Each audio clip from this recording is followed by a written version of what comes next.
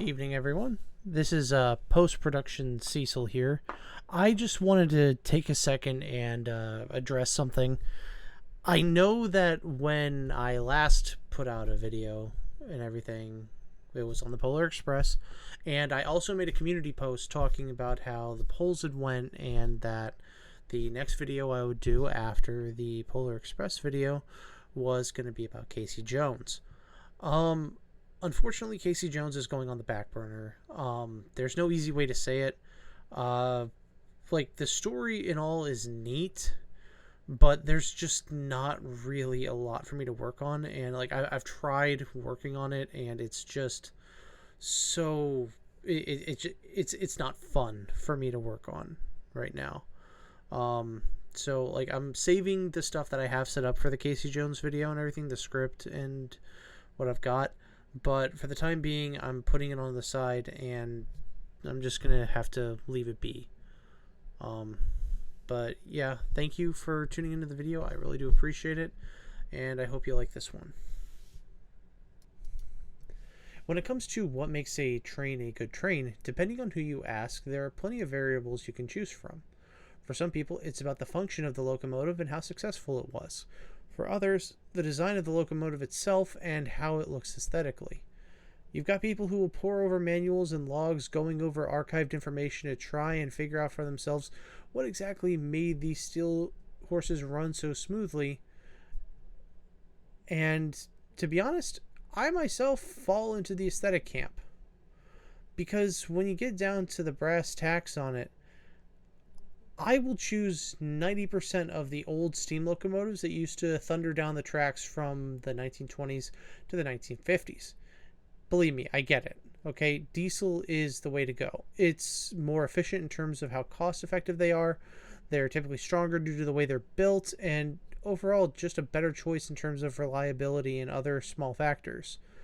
Just blah, blah, blah, blah, blah. Listen, I get it. I agree with you on that, right? I just wish they looked better.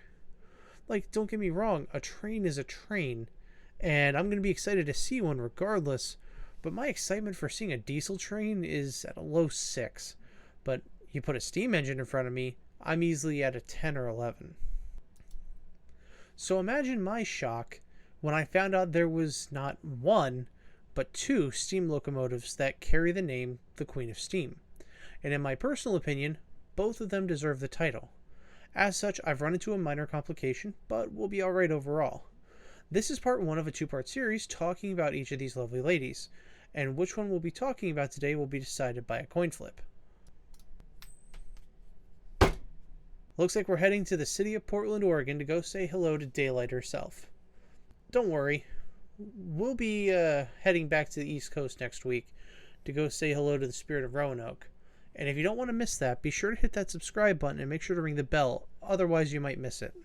Miss Daylight, her official designation being Southern Pacific 4449, is the last surviving model of the Southern Pacific Railroad's GS4 class of the 484 Northern type locomotives, whose last remaining relative is GS6 number 4460 at the National Museum of Transportation in St. Louis, Missouri. Also, just for some clarification, GS stands for General Service, or alternatively Golden State, given that Daylight and her siblings were used mostly in California. She was built by the Lima Locomotive Works in Lima, Ohio for the Southern Pacific Railroad in 1941, and shortly afterwards, she was given her iconic red and orange paint scheme. She weighs in at a total of 870,600 pounds, is able to apply 64,800 pounds of pure steam-powered force, and a top speed of 110 miles per hour, putting her in a respectable 5th place behind the MRC number 2 at 113 miles per hour on the world record top speeds for steam locomotives. At the prime of her years at Southern Pacific, she could be found taking passengers from Los Angeles to San Francisco as the luxury flagship train for Southern Pacific. And while there were other quote-unquote daylight lines such as Shasta Daylight and Coast Daylight, and a few others, 4449, from what I can tell, spent a majority of her time running between San Francisco and LA. Unfortunately, though, all good things do in fact come to an end. And her last run under Southern Pacific was on September 24th, 1956, after which she was sent to the Oaks Pioneer Park in Portland, Oregon.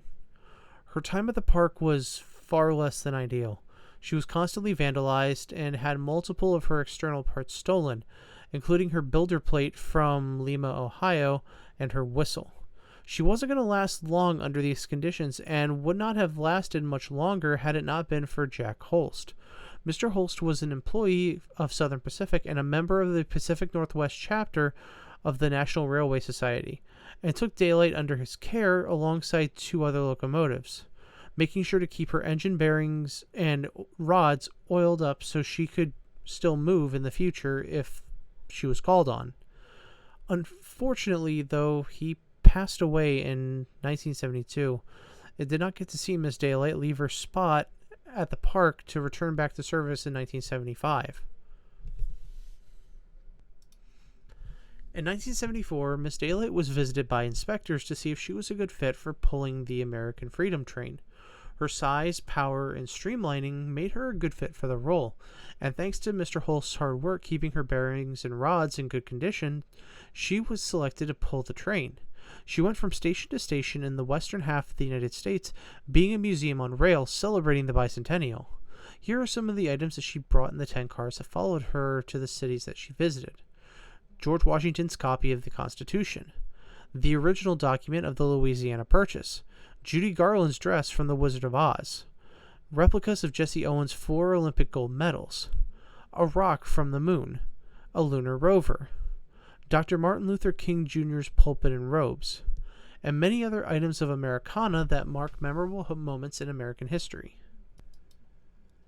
Overall, from April 1st, 1975 to December 31st, 1976, more than 7 million Americans visited the American Freedom Train as a whole, and millions more stood trackside to watch as Daylight and her counterparts in Texas and the East Coast bring the museum to their destinations.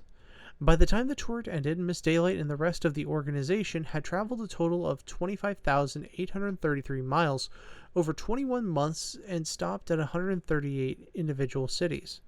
She continued after the Freedom Tour ended, pulling an Amtrak special, the Amtrak Transcontinental Steam Excursion during 1977, still sporting her Freedom Train livery as well. After 2 years of traveling the rails once again, Daylight was returned to storage in Portland, Oregon, this time, however, under far better conditions and protections, keeping her safe from vandalism and the elements. Since then, she has been returned to her original red and orange livery, and has been used to help promote events like Rail Fair, which I never knew was a thing, but I swear to God, if it is now, I know where I want to go. Anyway, she was also there to help promote the World's Fair, and has been used as set dressing in movies such as Tough Guys. There's only been one time where Miss Daylight returned back to her Freedom Train livery, and that was in early 2002, due to the tragedy that took place in New York City in 2001.